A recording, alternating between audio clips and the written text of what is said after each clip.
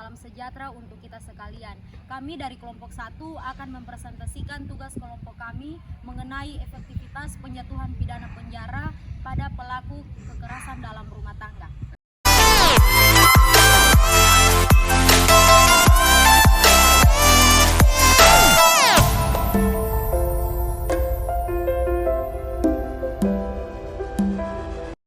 Adapun yang melatar belakangi kelompok kami menyusun makalah yang berjudul efektivitas penjatuhan pidana penjara bagi pelaku kekerasan dalam rumah tangga adalah seperti yang kita ketahui, pidana yang dijatuhkan kepada pelaku kekerasan dalam rumah tangga itu adalah pidana penjara.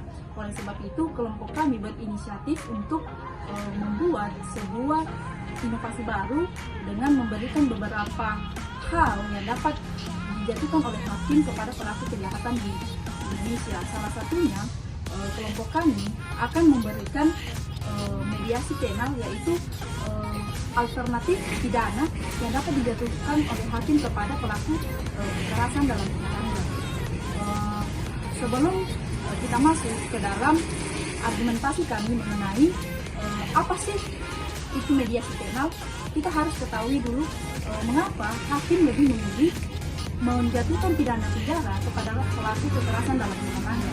Yang pertama, hakim berpendapat bahwa dengan penjatuhan pidana penjara kepada pelaku kekerasan dalam rumah tangga ini dapat melindungi korban. Kemudian yang kedua itu dapat menimbulkan efek jerah bagi pelaku, dan yang ketiga sebagai simbolik atau tanggung jawab bagi pelaku karena telah melakukan kekerasan dalam rumah tangga. Akan tetapi hal itu menurut kelompok kami tidak merasakan dampak yang spesifik untuk menurunkan pelaku tindak kejahatan dalam rumah tangga.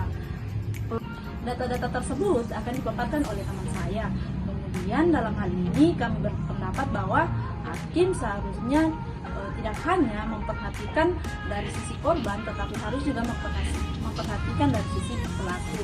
Oleh sebab itu, kelompok kami memberikan solusi kepada para hakim dalam menjatuhkan pidana kepada pelaku kekerasan dalam rumah tangga, yaitu dengan mediasi penal.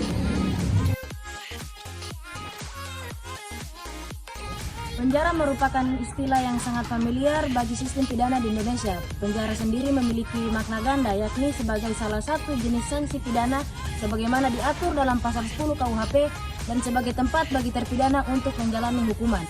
Pidana penjara sendiri merupakan jenis sanksi pidana yang paling dominan diambil oleh hakim di Indonesia. Efektivitas penjatuhan pidana penjara di Indonesia dapat dilihat dari beberapa faktor, seperti penurunan angka kekerasan berulang, keselamatan korban, efek jera terhadap pelaku, dan dampak terhadap masyarakat secara keseluruhan.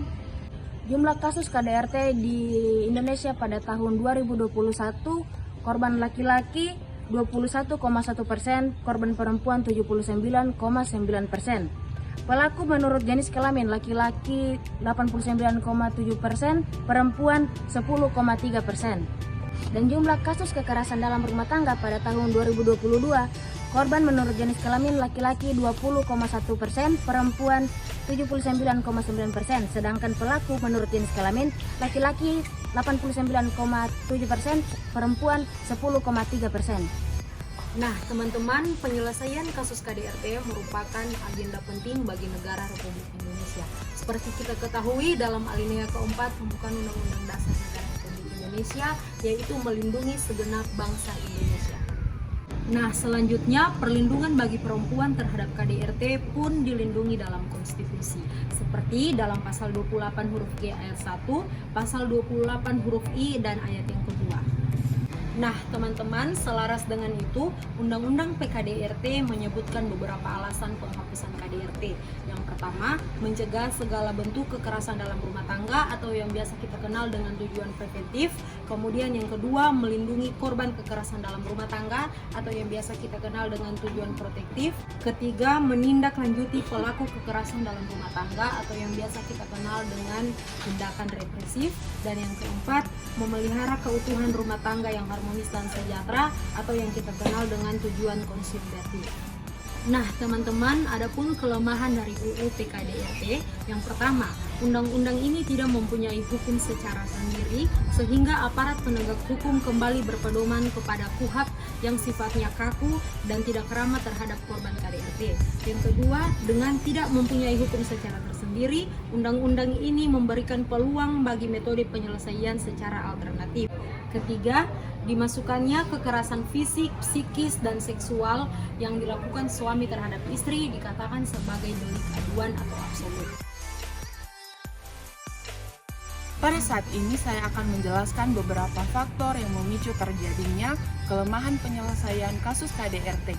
Yang pertama, dalam proses persidangan, para pihak tidak diberikan waktu dan kesempatan berpartisipasi yang cukup untuk menyampaikan versi keadilan dalam KUHP. Kemudian yang kedua, pemusatan perhatian hanya kepada fakta hukum dan mengabaikan faktor emosi. Kemudian yang ketiga, prosedur yang lama, kaku dan rumit dari lembaga penegak hukum. Kemudian yang keempat, tingginya biaya berperkara di pengadilan. Kemudian yang terakhir, penjatuhan hukum pidana cenderung bermotif balas dendam. Selanjutnya pada saat ini saya akan menjelaskan manfaat penerapan implementasi mediasi penal dalam penyelesaian kasus KDRT khususnya di Indonesia. Adapun manfaatnya itu yang pertama, budaya masyarakat Indonesia yang mengutamakan penyelesaian sengketa secara damai berdasarkan musyawarah mufakat, terutama dalam konflik rumah tangga. Kemudian yang kedua, mayoritas masyarakat masih menganggap perkara KDRT merupakan masalah internal rumah tangga yang tidak boleh diketahui oleh publik. Kemudian yang ketiga, mediasi menjanjikan penyelesaian KDRT yang cepat, murah, dan sederhana dibandingkan dengan penyelesaian di pengadilan. Kemudian manfaat yang terakhir, ada memberikan kesempatan kepada korban untuk didengar dalam menceritakan penderitaan yang dialaminya. Metode mediasi penal cocok digunakan di Indonesia karena budaya masyarakat di Indonesia yang masih mengutamakan penyelesaian sengketa secara damai berdasarkan musyawarah mufakat, terutama di konflik rumah tangga, memberikan kesempatan kepada korban untuk didengar dalam menceritakan penderitaan yang dialaminya dan mencurahkan perasaan hati sebagai pemberdayaan perempuan di mana hal ini biasanya tidak kurang diperhatikan dalam proses di pengadilan. Menggunakan mediasi penal dalam menyelesaikan KDRT memberikan beberapa keuntungan, diantaranya mediasi memberikan kesempatan pada korban untuk menyampaikan pada pelaku tentang pengaruh dan tindak kriminal yang dilakukan, mendapatkan jawaban mengapa perbuatan tersebut dilakukan, dan menegosiasi restitusi.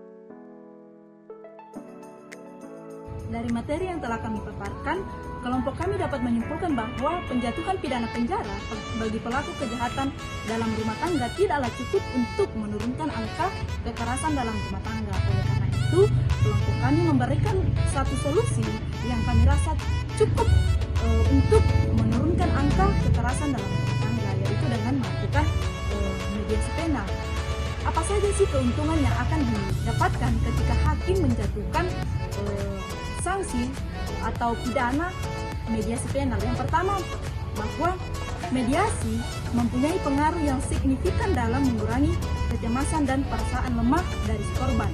Kemudian yang kedua, mediasi memberikan kesempatan kepada korban untuk menyampaikan pada pelaku tentang pengaruh dari tindak kriminal yang dilakukan.